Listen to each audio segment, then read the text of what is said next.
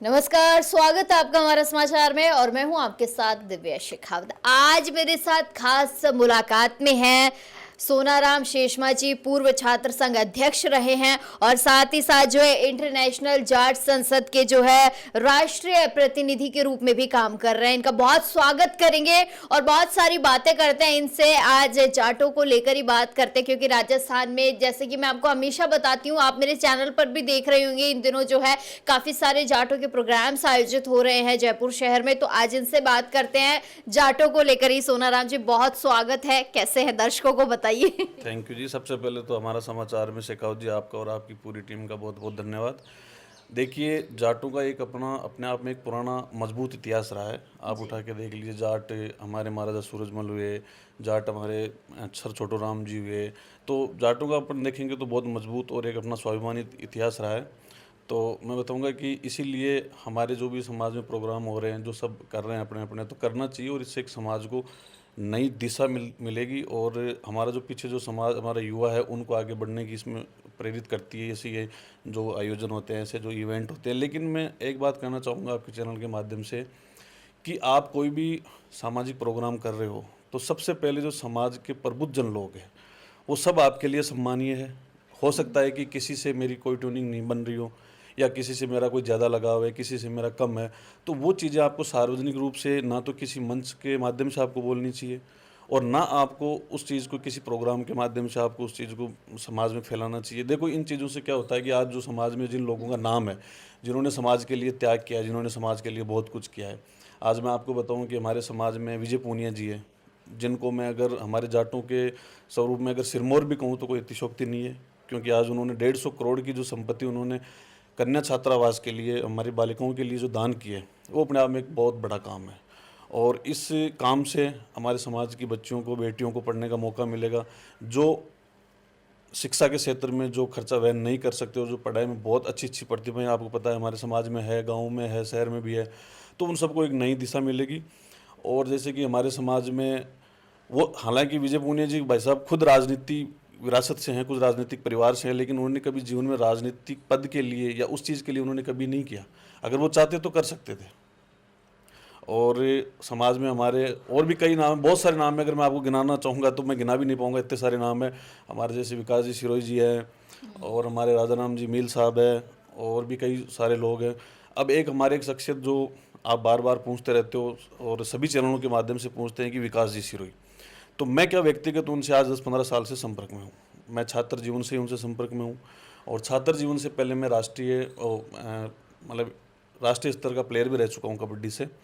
तो मैं छात्र राजनीति से उनसे बहुत प्रेरित हूँ। और विकास जी सिरोही ऐसे व्यक्ति हैं कि उनके पास अगर कुछ भी नहीं है आपको देने के लिए, फिर भी अगर समाज के लोग, और मैं कहूँगा हमारे समाज की नहीं, किसी भी समाज का कोई युवा, कोई व्यक्ति उनके पास जाता है और वो कुछ करना चाहते हैं तो उसके लिए वो हमेशा तैयार रहते हैं। और देखो, अब अभी आपने कहा कि पिछले दिनों जो हमारे अभी जयपुर में कोई इवेंट हुआ हमारे जाट समाज का, बहुत अच्छी बात है, होना चाहिए और बहुत बढ़िया काम किया, मैं उनको भी बहुत बहुत धन्यवाद देता हूँ। लेकिन आप एक चीज़ बताओ मेरे को कि आप मेरे कोई मुझे पूछे कि आप समाज के बारे में, मैं उस प्रोग्राम से या मेरा कोई काम कर रहा हूँ उससे 2 दिन पहले अगर मेरे को कोई पत्रकार बंधु या कोई समाचार वाले मेरे को ये पूछें कि आप अपने समाज में किन लोगों के बारे में कुछ बोलिए, तो मुझे क्या पता कि कौन आदमी कैसा है, कौन आदमी कैसा नहीं है। मैं राजाराम जी मील साहब के बारे में क्या जानूँ, मैं विजय पूनिया जी भाई साहब के बारे में क्या जानूँ, मैं रणवीर पहलवान जी के बारे में क्या जानूँ, मैं विकास जी सिरोही के बारे में क्या जानूँ। चलो ठीक है, मैं जानता नहीं तो मेरे को कम से कम ये बोलना चाहिए ना कि हाँ भाई सारे बहुत अच्छे लोग हैं, सब बहुत बढ़िया काम कर रहे हैं और अपनी आपस की जो चीज़ें हैं वो होती रहती है। तो इस तरीके से ये संदेश नहीं देना चाहिए। और आपने कहा कि उस प्रोग्राम में आपके समाज के या जितने भी बड़े लोग थे वो कोई आए नहीं, तो देखिए वो चीज़ तो वो जाने क्यों नहीं आए, कैसे नहीं आए। पर अगर अपन इस तरीके की अपन संयम नहीं बरत के अगर अपन इस तरीके की चीज़ बोलते हैं तो आपको कहीं ना कहीं उसका नेगेटिव प्रभाव आपको ज़रूर देखने को मिलता है। सोनाराम जी, एकजुटता तो आपके समाज में भी नहीं है, चाहे आप इसे माने या चाहे नहीं माने, या 4 नाम आप बता दें या 4 नाम वो बता दें, एकजुटता कहीं नहीं है। इन दिनों जितने भी प्रोग्राम हो रहे हैं, आप भी करेंगे तो आप भी इस बात को भली भांति जानते हैं कि एकजुटता है ही नहीं। सब ने अपने अपने संगठन बना रखे, सब अपने अपने लगे हुए हैं। वो चीज़ एक जगह क्यों नहीं हो सकती, एक दिशा में कोई क्यों नहीं जा सकता? देखिए, मैं आपकी इस बात आपने बहुत अच्छा क्वेश्चन किया है। देखिए, अपना एक घर होता है, उसमें अगर अपन 5 चीज़ें 5 बर्तन एक जगह रखते हैं तो उनमें भी आवाज़ होती है। तो समाज चाहे हमारा हो, समाज चाहे आपका हो, समाज चाहे कोई सा भी हो, सब समाजों में ये छोटी-छोटी चीज़ें होती हैं। लेकिन मैं ये मानता हूँ, आपकी बात से सहमत हूँ कि हमें कहीं न कहीं ये देखना चाहिए कि हम किस चीज़ की वजह से या किस चीज़ के पीछे पड़े हैं, जिसकी वजह से हम लोगों में ऐसी चीज़ें होती है कि भई वो गलत है, वो सही है, वो नहीं आ रहा, ये आ रहा है। आज जो ये जाट पार्लियामेंट है हमारी, ये क्या किसी एक आदमी की है क्या? इसमें आज जब से ये 2010 से कलवानिया जी ने मेहनत करके इसको एक मतलब एक छोटा सा एक पौधा लगाया, आज वो बरगद रूप बन चुका है। अब इसके लिए आप उसमें कुछ मतलब छोटी सी चीज़ों के लिए आप ये कहो कि नहीं साहब, इसमें तो ये चीज़ें हैं, वो चीज़ें हैं, तो देखो वो चीज़ें काम में नहीं आती कहीं ना कहीं। और हमें भी इस चीज़ का जब हमारी बात हुई कलवानिया जी से, पीएस कलवानिया जी भाई साहब से हमारी बात हुई, तो उनसे लंबी चौड़ी जब हमारी बातचीत हुई इसमें, और मैं इनसे भी आज से नहीं, छात्र जीवन से, यूनिवर्सिटी से 2010 से मैं इनसे मिला हुआ हूँ, जुड़ा हुआ हूँ। तो कहीं ना कहीं ऐसा लगा कि यार नहीं, जो व्यक्ति अपना सब कुछ दे के, देखो सामाजिक काम और समाज के काम ऐसे नहीं होते, इसके लिए आपको 24 घंटे तैयार रहना पड़ता है। मेरे हिसाब से इन पिछले 10 सालों में शायद ये राजस्थान में मान लो, गांव में मान लो, मुश्किल से साल में 3 या 4 महीने रहे होंगे, तभी तो जाके आज यूपी, मेरठ, आप ऑस्ट्रेलिया, इंग्लैंड या अफगानिस्तान, जहाँ भी इन्होंने लोग जोड़े, तो वो मेहनत करने से ही तो जुड़े हैं सारे लोग। तो मैं ये चाहूँगा कि कहीं ना कहीं इन्होंने बहुत अच्छा संगठन बनाया है, और हम अब ये काम करने की प्रयास करेंगे इसमें कि हमसे जितना अच्छा हो सके, हम जितना इसमें टाइम दे सके, हम जितने अच्छे लोग इसमें जोड़ सके, हम समाज के जो एक्टिव लोग हैं, जो समाज की मुख्य धारा में काम करना चाहते हैं, और जो समाज के लिए, और ये मानो कि आप सभी समाजों में जो अच्छे कामों के लिए जो आदमी काम करना चाहता है, हम उनको जोड़ने का प्रयास करेंगे। समाज एक है, एक एक एकता की बात करते हैं आप, एक हैं हम लोग, एक होकर काम कर रहे हैं। वो तो खैर आगे आने वाला समय ही बताएगा, जब आप लोग प्रोग्राम करेंगे आपके प्रोग्राम में कितने समाज के लोग एकजुट होते हैं, वो तो खैर तभी पता चलेगा। अच्छा, मुझे तो ये बताइए, आगामी दिनों में आप लोग क्या कुछ प्लानिंग कर रहे हो, क्या नया बड़ा करने का प्लान है? क्योंकि काफ़ी सारे लोग हैं जो बड़े बड़े प्रोग्राम कर रहे हैं, आपने भी तो कुछ सोच रखा होगा किस तरीके से क्या नया इनोवेट करना चाहिए, या यूथ को कैसे हम अपने साथ जोड़ सकें।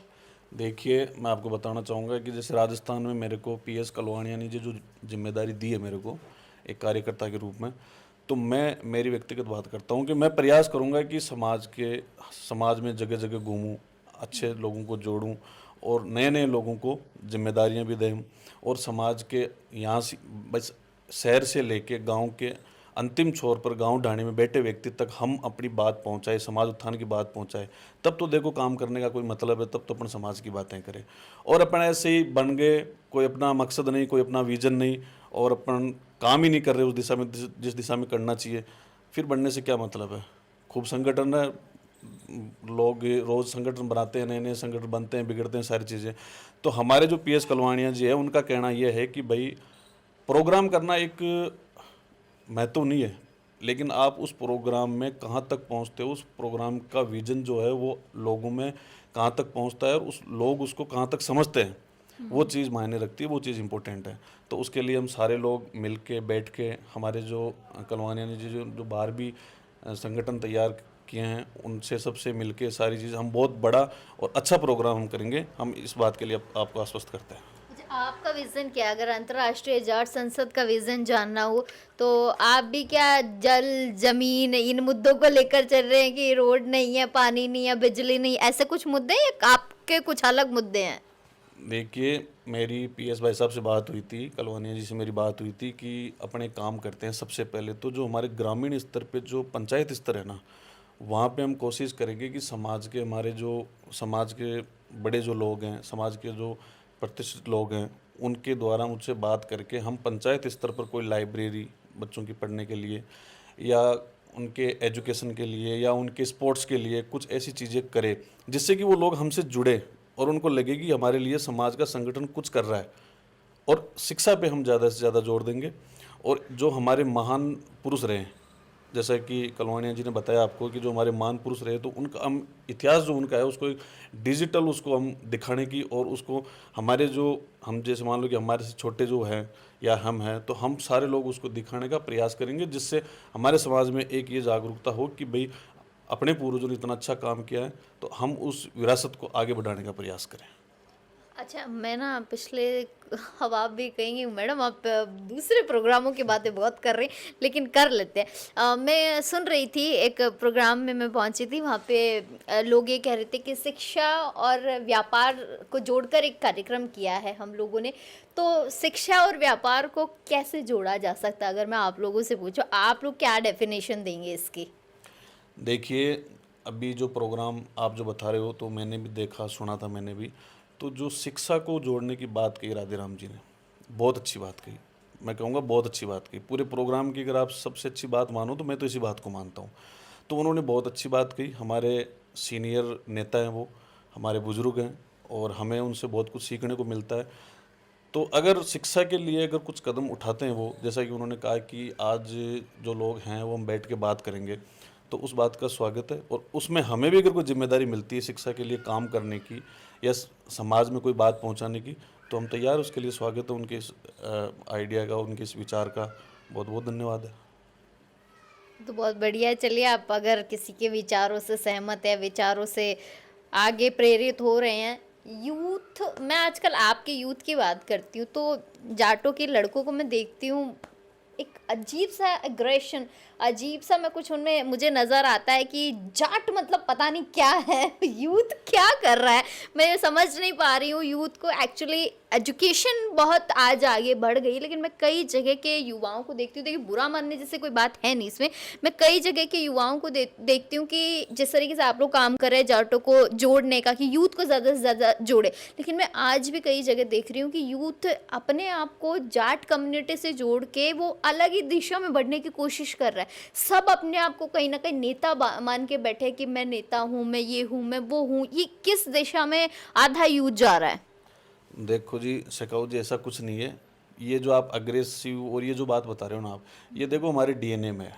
तो ये कहीं जाएगी नहीं। अगर हम चाहे ना, जैसे कई बार मैं मेरी बता दूं आपको कि मैं एक साधारण किसान परिवार से बिलोंग करता हूं।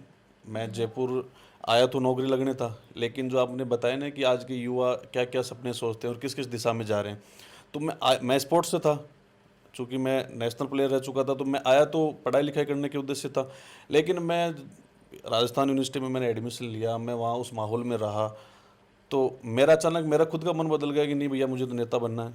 और मैंने कोशिश करी, और मैंने कहीं ना कहीं वो पहली सीढ़ी मैंने हासिल भी करी। मैं छात्र संघ का अध्यक्ष भी रहा। लेकिन फिर तो ये ऐसा कुछ नहीं है कि हमारे युवा बहुत अच्छे, बहुत अच्छा काम कर रहे हैं। आज ही का बताऊँ मैं आपको, आरएस का रिजल्ट आया। मैं तो देखकर शॉक्ड रह गई। चौधरी चौधरी, जाट जाट, सारी बाजी जाटों ने मार ली। तो मैं बताऊं, मेरे गांव में मेरे परिवार से मेरे बड़े भाई आकाश दीपक शेषमा जी का चयन हुआ है। अच्छा। 97 रैंक लेके उनका चयन हुआ है। पहले वो इनकम टैक्स में थे, वहाँ भी ऑफिसर ही थे, और अब उनका चयन हुआ है। और मैं मेरे गांव की बात करूँ तो मेरे गांव में हर घर में आर्मी में, हमारे गांव को बोलते हैं फौजियों का गांव। अच्छा। तो हमारे युवा बहुत, हमारे समाज के लोग, हमारे समाज के नहीं, देखो हर समाज के लोग अच्छा काम कर रहे हैं। अब देखो नई जो जनरेशन है, नई जो पीढ़ी है, वो हर चीज़ से प्रभावित होती है। तो हर आदमी अपना कुछ ना कुछ करने की कोशिश करता है। और तुम्हें तो यही कहूँगा कि अच्छे काम, आप कोई भी काम करो, आप राजनीति करो, आप पढ़ाई करो, आप व्यापार करो, आप कोई सा भी काम करो, लेकिन उस काम के प्रति आपको समर्पित होना पड़ेगा। अगर आप पूरा समर्पित होकर काम नहीं करोगे, तो फिर कहीं ना कहीं आपकी बात सटीक बैठती है कि वो फिर ऊक चूक रास्ता उनको अपनाना पड़ता है। वो फिर मजबूरियाँ हो जाती है, वो फिर परिस्थितियाँ बन जाती है। तो मैं कहूँगा कि हमारा जो समाज है वो बहुत ही, अब पिछले 10-15 साल में बहुत एकजुटता जो है हमारे में है। ऐसा कुछ नहीं है। और कुछ लोग देखो होते हैं जो अपने किसी निजी कारणों से या ऐसा कुछ करते हैं, तो मैं उनके बारे में ज़्यादा कुछ बोलूँगा नहीं, क्योंकि अपन किसी के बारे में अगर अच्छा नहीं बोल सकते, तो मैं मानता हूँ कि हमें बुरा भी नहीं बोलना चाहिए। बाकी हमारा समाज बहुत अच्छा काम कर रहा है, हमारे समाज के युवा बहुत अच्छा काम कर रहे हैं, हमारे समाज में जितने भी संगठन हैं वो भी सब बढ़िया काम कर रहे हैं। सब अपनी अपनी जगह इम्पोर्टेंट है, सब अपने अपने काम में बहुत अच्छा काम कर रहे हैं। और मैं सबको यही शुभकामनाएं, मेरी तरफ से यही रहती रहेगी कि सभी लोग आपस में मिल के काम करें, तो कहीं ना कहीं अपन बहुत ज़्यादा अच्छा कर सकते हैं। चलिए बहुत शुक्रिया सोनाराम जी। तो काफ़ी सारी बातें आज इनके साथ भी हो गई। मुझे तो लग रहा था बड़े शाय टाइप के व्यक्ति हैं, बोलेंगे नहीं, लेकिन काफ़ी कुछ इन्होंने भी कह डाला है। मज़ा आया बात करने में। फिर मिलेंगे एक और किसी खास शख्सियत के साथ, लेकिन आप तब तक के लिए बने रहिएगा हमारा समाचार के साथ। नमस्कार।